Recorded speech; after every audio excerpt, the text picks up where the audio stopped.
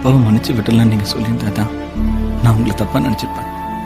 பரவாயில்ல master. Tahsildar, police SP இவங்கெல்லாம் கூட செத்தாங்க. அவங்களுக்கும் என்ன மாதிரி ஒரு பையன் இருந்திருக்கலாம்ல. சக்கரை வியாதி வந்துட்டா அது நம்ம காலம் இருந்தா கூட வெட்டி ஏறிட்டு இல்லையா? நான் வரேன் மாஸ்டர். மாஸ்டர், எங்க அப்பாவை கொல்லும்போது வலிக்காம பாத்துக்க மாஸ்டர். அவரோட தப்பான அப்பாவா இருக்கலாம். ஆனா